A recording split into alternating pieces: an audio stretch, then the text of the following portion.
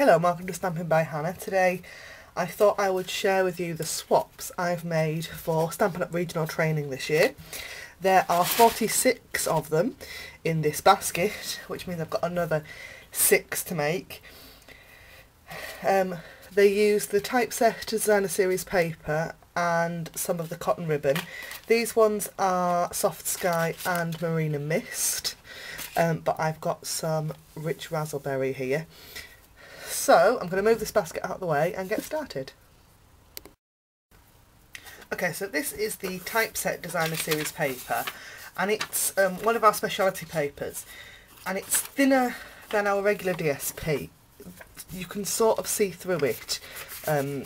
If you hold it up to the light, you can see both sides of the print. But it's really strong, and so perfect for my cute little bags. I've got 6 pieces cut here. You can get 6 pieces from one sheet of 12 by 12, and they measure 12 centimetres by 9 centimetres, which is 4 3/4 by 3 1/2. And I'm going to score them on my Simply Scored. And because they're thin, they act a little bit like vellum, and it tends to curl, so you've got to be quite careful about when you're scoring. So with the big end of your ball tool, we're going to score at 1 3/8, 1 1/8. Can you see it lifting there? 3 1/2, and 4 1/4. And then we're going to turn it round and score it at 3/4. So that in metric is 1 centimetre, 4 1/2, 6 1/2 and 10, and then on the short side scored at 2.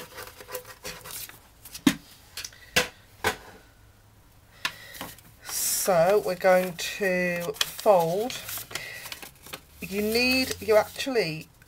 This paper's a little bit deceiving, because when I made my first batch of these, I didn't score them very well, because I thought I can't push too hard when I'm scoring them because I'll rip it. Well, it turns out though, because I didn't score them very well, I couldn't see the score lines, and then my bags were a bit skew with. So score well, because you can. So we've scored and burnished on all those lines. Then if you look, you've got that thin strip at the bottom, and there's a tiny little rectangle just there. We're going to chop that away, and cut up the other score lines. When I am batch making items like this, I do all the scoring, and then all the cutting, and then all the gluing, and you do each step. So you do all the scoring, then you do all the cutting, and you do all the ribbon cutting and all the rest of it. So we're going to do this together with Fast Fuse. I need to put some Fast Fuse down this thin strip that we've got now down the side, and it will fold over and meet nicely. And then that becomes the back. So just fold the 2 sides in on the back, and then we need a bit of Fast Fuse on the bottom, at the front, like that. And there we have, that's the basis of our little bag. Inside these bags are these lovely little cute little chocolates, which I got at Home Bargains. They were 25 for £1. And I've also put inside each one, because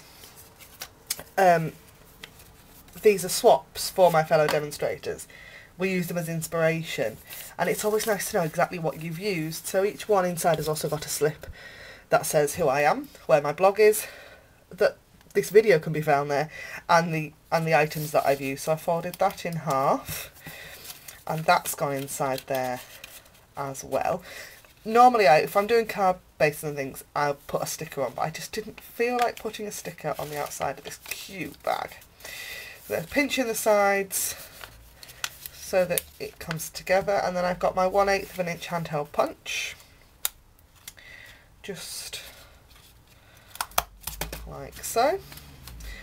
And then comes the ribbon tying bit. Now, I've tried this a number of ways, and the easiest way that I decided that I could do it is to use the small end of my ball tool.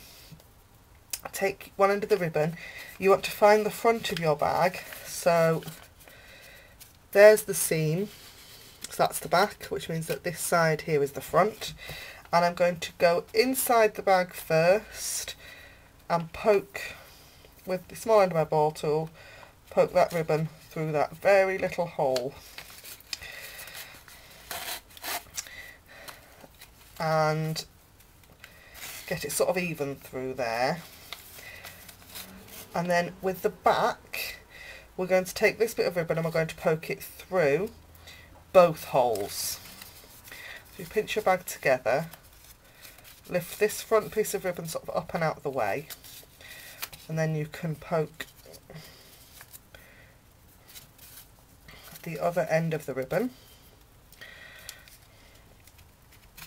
through there, which gives us both pieces of the ribbon at the front. Now pull it to tighten it, and then we're going to tie a bow. I've tied 42 bows now. I've not done one on camera yet, so I'm guaranteed that this one will go horribly wrong. I'm not going to try and tell you how to tie a bow because it is not something I'm very good at. The reason I've used the cotton ribbon is because it's very forgiving. And it ties beautiful bows even when you're bow challenged like me. I always end up with one twisted loop. Does anybody happen to anybody else?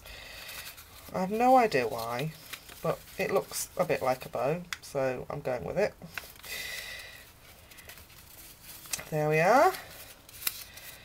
And just with my ribbon scissors, just trim off the ends. And that is my super cute little swap bags this year. Aren't they sweet? The other thing we do at Stampin' Up events is make our own name badges, so I thought I would show you mine for this year. I tend to make a new one for each individual event. And this one I've used 2 retiring products. I've got the Simply... No. Is it Simply Serifs? I can't remember what it's called. The Sophisticated Serifs alphabet and the Indescribable Gift floral stamp with some itty bitty accents, flowers. And I've used my blog colours, so I've used Soft Sky, Marina Mist and Melon Mambo. Isn't it cute? And I'm really sad because we all get badges as well. This is my Bronze 2 badge. For promoting, and I've promoted since I got this one, and my Bronze 3 badge hasn't come yet, so I'm a bit disappointed, but never mind.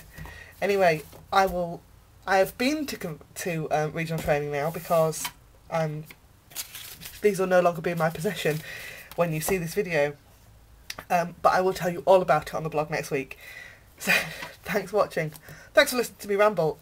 Go and check out the blog. Go click in the link in the down bar below and go and like my Facebook page. I would really appreciate it. And thanks for watching. I'll see you again next time. Bye for now.